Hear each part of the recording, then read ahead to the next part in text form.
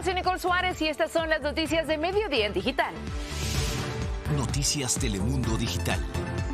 Los CDC dan alarma para las mujeres embarazadas pidiendo que se vacunen contra el COVID porque son más vulnerables a los daños del virus que puede llegar a matarlas.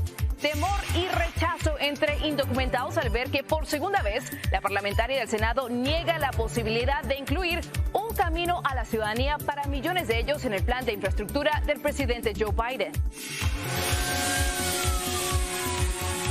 Estado de excepción en todo el sistema carcelario de Ecuador. Se decreta después del violento motín en una prisión de Guayaquil. Un enfrentamiento entre bandas rivales que dejó más de 100 reclusos muertos, algunos decapitados. Tapachula ya no soporta la llegada de más migrantes que huyen de la mala situación de sus países de origen. En algunos lugares hay letreros pidiendo que se vayan o que se los lleven. Vamos con la información. Vuelve la inquietud para millones de indocumentados que tenían la esperanza de que el Congreso les abriera un camino rápido hacia la ciudadanía. La parlamentaria del Senado, Elizabeth McDonough, rechazó por segunda vez esta posibilidad de incluirlo en este mega plan de infraestructura del presidente Joe Biden. Esto ya, por supuesto, está generando reacciones. Cristina Londoño, muy buenas tardes. ¿Los congresistas ya confirmaron que derrotó este plan? Hola Nicole, muy buenas tardes. Bueno, esa palabra o la palabra colapso no la están utilizando. Ellos insisten que van a pelear hasta el último momento por la comunidad inmigrante que los llevó al poder, que le dio mayoría a los demócratas después de las elecciones. Ya tienen listo un plan C. Pero podemos confirmar que según los detalles que tenemos de ese plan C, pues ya no hay camino a la ciudadanía. Ellos están buscando un parole o un permiso temporal y condicional para que la mayor cantidad de indocumentados puedan estar aquí sin esconderse, puedan trabajar, pero no es nada permanente como les habían prometido. Y eso obviamente está generando mucha furia dentro de los grupos inmigrantes. ¿Qué han hecho los activistas, Cristina?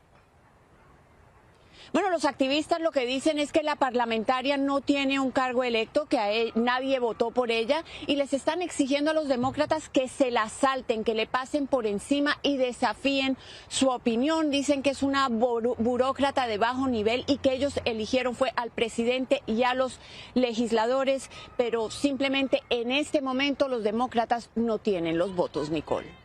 Vamos a estar muy atentos a esta situación. Cristina Londoño, muchísimas gracias. Y llamado urgente de los CDC para que las mujeres embarazadas se vacunen contra el COVID. Hasta ahora se han detectado más de 125,000 casos de gestantes contagiadas, de las que 22,000 tuvieron que ser hospitalizadas. Y bueno, es que las embarazadas son más vulnerables a los daños del COVID, que incluso puede llegar a matarlas. Aranza Loizaga habló con una doctora sobre la vacunación en futuras madres. Escuchemos. Los CDC emiten una advertencia sanitaria con el objetivo de aumentar la vacunación entre mujeres embarazadas. Y es que solo 3 de cada 10 están protegidas contra el coronavirus tras su inmunización. El riesgo no es solo para la madre, sino también para su bebé, que podría nacer prematuramente. Además, las mujeres en gestación son doblemente propensas a terminar en cuidados intensivos, con un riesgo de muerte de hasta el 70%. Mucha gente me daba, diciendo... En Hoy Día, Juan Guevara compartió su experiencia cuando su esposa embarazada terminó intubada y perdiendo a su bebé de 7 meses de gestación tras contagiarse de COVID y no haberse vacunado. Me arrepiento demasiado y este mensaje lo doy, que vacúnense, manténganse 6 pies de distancia y pónganse su máscara, porque si no, al rato van a estar así. Juan dijo que la desinformación contribuyó a que su esposa Esmeralda no se vacunara. Por eso, ante la infodemia, una dosis de verdad. El único tipo de vacunas que hemos visto que es un problema para las mujeres que están encinta son las vacunas que tienen algún tipo de componente vivo, como la vacuna, por ejemplo, de la varicela. Ninguna de las vacunas disponibles del COVID-19 tiene ningún tipo de componente vivo, por lo cual no presenta un problema. La información detrás de esta alerta sanitaria está basada en estudios científicos que corroboran que las vacunas en embarazadas son seguras. No vieron ningún tipo de problema en términos de parto prematuro, de tener un bebé demasiado pequeño, de muerte fetal. O sea que no hemos visto ningún tipo de efecto adverso. Asegura que las mujeres embarazadas tampoco deben temerle a los efectos secundarios. Siempre me gusta decirle a los pacientes que eso no es indicación de que tiene infección de COVID, sino que de hecho quiere decir que su cuerpo está reaccionando y creando esos anticuerpos gracias a la vacuna. Aranza Loizaga, Noticias Telemundo. Mientras tanto, en California entran en vigor dos medidas muy importantes respecto al COVID. La primera tiene que ver con los trabajadores de la salud, porque hoy es el último día para que se vacunen completamente los más de 2 millones de trabajadores de la salud del estado. Si no lo hacen, podrían perder el empleo. Aún así, hay un nuevo plazo hasta el 30 de noviembre para los profesionales de atención médica en hogares de mayores, hospicios y centros para discapacitados. Y lo otro es que hoy es el último día que tienen miles de inquilinos para dejar las viviendas o negocios que ocupan por no haber pagado su alquiler. Acaba así esta moratoria en California por los impagos de alquileres debido a las dificultades creadas por la pandemia del coronavirus. Pero aún queda una posibilidad para evitarlo. Podrían quedarse a partir de mañana siempre y cuando hayan solicitado ayuda al Estado, cosa que ya han hecho más de 310,000 hogares. Mientras tanto, nos vamos hasta México. El problema con la inmigración en ese país se extiende por sus fronteras. Tapachula, en el sur del país, ya no soporta la llegada de más migrantes que exigen que los dejen continuar su camino. Allí convergen muchas personas de muchas nacionalidades diferentes, personas que están huyendo de sus países de origen por distintas razones. En Tapachula se encuentra Raúl Torres. Buenas tardes, Raúl. Cuéntanos, sabemos que Tapachula está viviendo esta crisis ante la llegada de esta migración. ¿Qué es lo que está pasando? ¿Cuál es el panorama actual?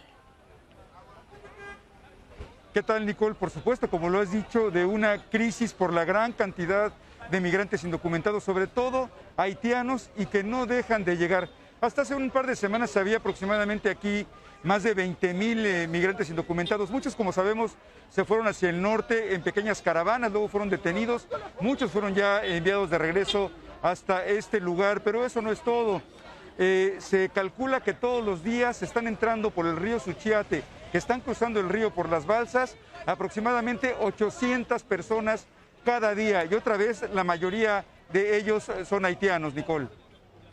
Y Raúl, sabemos que también se han denunciado abusos de agentes de inmigración. ¿Qué nos puedes decir al respecto? Bueno, tú recordarás que hace también un par de semanas hubo una persecución como si fueran delincuentes de algunas pequeñas caravanas que salieron desde Tapachula. Hubo golpes, se los llevaron detenidos, prácticamente los patearon algunos en el suelo. Los agentes que hicieron esto fueron ya destituidos y ahora lo que se busca es que esto no vuelva a ocurrir. Sin embargo, déjame decirte que aquí la crisis aumenta porque esta se considera en este momento como una ciudad cárcel. Ciudad cárcel, ¿por qué? Porque están buscando tener una visa humanitaria, están solicitando refugio y por eso no pueden salir de aquí y tampoco pueden tener acceso a un trabajo, Nicole. Raúl, evidentemente una situación muy grave. ¿Cuál es el plan o la estrategia para resolver lo que ha dicho el gobierno y las autoridades locales? Esa es una pregunta que nos estamos haciendo todos, porque en realidad no ha habido ninguna respuesta por parte de ningún nivel de gobierno. Lo que sí te puedo decir es que mucha gente está solicitando las visas humanitarias y el refugio. Tan es así que entre enero y agosto de este año se han solicitado casi 80,000, otra vez la mayoría de haitianos, también de muchos hondureños. Es el mismo número de todo el año 2019. Y déjame decirte finalmente que esta crisis aumenta porque, como vemos, los migrantes siguen llegando. Raúl Torres, muchísimas gracias por la información.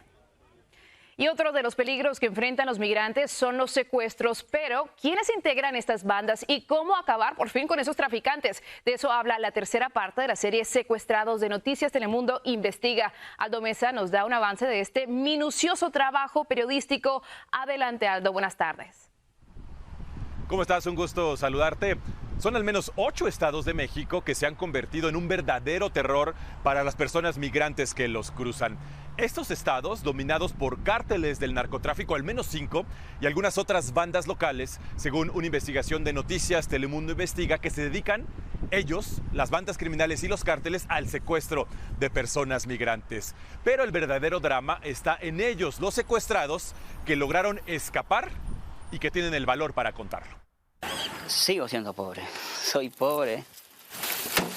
César dice que nació pobre y cree que así morirá si sigue en su país. Cruzó Guatemala y México hasta Reynosa, Tamaulipas, donde los Zetas, según su relato, lo secuestraron junto con otros 20 migrantes y lo trasladaron a una casa de seguridad en McAllen. ¿Tú pensaste que los Zetas te iban a matar? Lo pensé día tras día, desde que llegué a ese momento. Los cárteles del narcotráfico y bandas locales secuestran y extorsionan a migrantes en al menos 8 estados de México. Bandas criminales que se encuentran organizadas, que tienen adiestramiento a veces militar y acceso a armamento de alto calibre. No. El presidente Andrés Manuel López Obrador reconoce el problema de los secuestros. Sin embargo, pese al riesgo, dice que quisiera volver a intentarlo. Me gustaría regresar.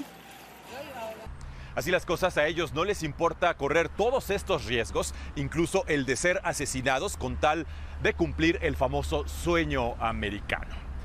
Esta investigación completa, en donde revelaremos las operaciones de los cárteles para el secuestro de migrantes y la acción de los gobiernos tanto de México como de Estados Unidos, podremos verla hoy, esta tarde, en el noticiero Telemundo.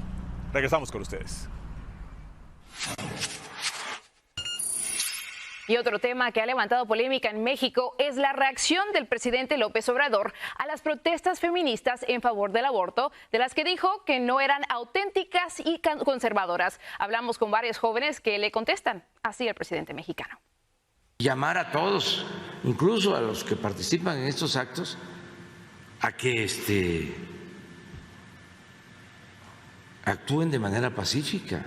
Lo que él considera violento es que estas mujeres salgan a la calle a hacer reclamos, y lo que nosotras consideramos violento es que nos violen, nos desmembren, nos calcinen, nos asesinen y amanezcamos en fosas comunes al lado del camino. Creo que invisibilizar al movimiento feminista y las acciones directas que se han estado haciendo recientemente es, por sobre todas las cosas, una forma de violencia. Y el 28S, que es el Día de Acción Global para la legalización del aborto, se viene marchando desde hace varios años en Ciudad de México. Y no se puede decir de ninguna manera que esto es contra su gobierno, su administración nada más, ¿no? El feminismo es una reivindicación de los derechos de las mujeres y es el sistema quien nos está oprimiendo, es el Estado opresor, es precisamente quien nos está violando nuestros derechos. Y bueno, seguimos ahora con más noticias de fuera de nuestras fronteras. Cocineros, sigan. Cocineros, sigan. En Ecuador se cuentan ya 116 muertos y medio centenar de heridos luego del motín registrado en una prisión de Guayaquil. Este enfrentamiento entre bandas rivales dentro de la cárcel con el lanzamiento de granadas e incluso la decapitación de varios reclusos llevaron al gobierno de Quito a decretar el estado de excepción nacional en todo el sistema carcelario, porque este sería el tercer motín en Ecuador en lo que va de este año. Y en El Salvador hay una nueva marcha convocada contra el presidente Nayib Bukele y sus instituciones. En la movilización participarán ex jueces. La mayoría fueron obligados a renunciar esta semana y sustituidos por magistrados afines al oficialismo. También estarán excombatientes de la guerra civil de ambos bandos y muchas otras organizaciones sociales que denuncian que el país se está convirtiendo en una dictadura. Y bueno, también le informamos que siguen saliendo datos importantes de la conferencia Latitude que se lleva a cabo en San Diego, California, sobre las contribuciones y la importancia de los latinos en este país. Entre los participantes está el productor musical Emilio Estefan y uno de los asociados de Latitude. Veamos.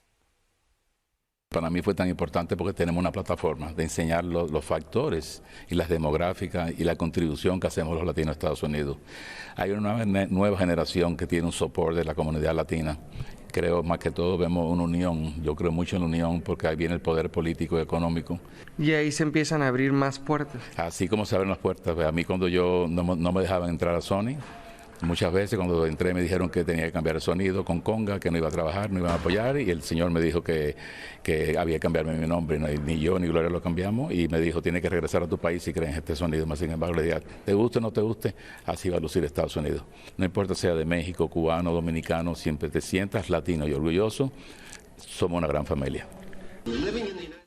Y bueno, vamos a ver en números la importancia del impacto económico de nuestra comunidad latinoamericana en el país. La riqueza del hogar latino aumentó 84.9% en apenas una década, de $19.500 en 2010 a más de $36.000 en 2019. Además, los latinos son 1.7 veces más emprendedores que cualquier otro grupo racial o étnico en el país.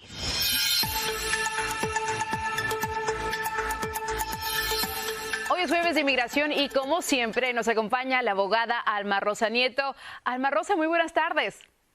Muy buenas tardes.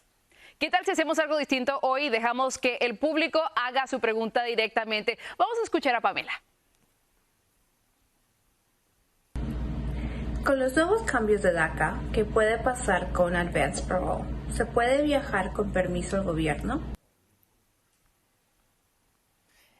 Excelente pregunta. Hay muchas personas con dudas sobre tanto cambio que ha habido en el DACA. Si una persona tiene actualmente su permiso de trabajo por DACA y está actualizado, puede pedir un permiso llamado Advance Parole para viajar salir de Estados Unidos, viajar a su país o a otro país del mundo por razones de emergencia, por razones de estudio, por razones de trabajo.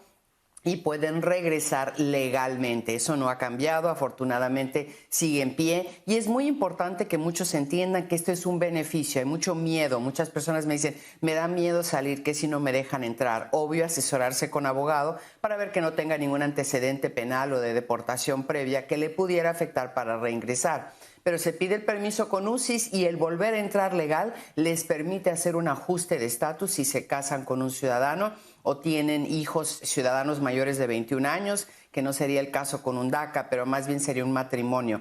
Entonces, muy importante tener una entrada legal para el futuro y después poder hacer un ajuste de estatus. Pero asesoramiento siempre primero. Muchísimas gracias, como siempre, Alma Rosa, por esa valiosa información. Nos vemos la próxima semana. Con gusto. Y los invitamos a conectarse a través de Facebook de Noticias Telemundo, donde usted también puede hacer sus preguntas directamente a Alma Rosa Nieto en vivo y también puede ver sus videos informativos que tal vez le puedan ayudar en sus dudas migratorias.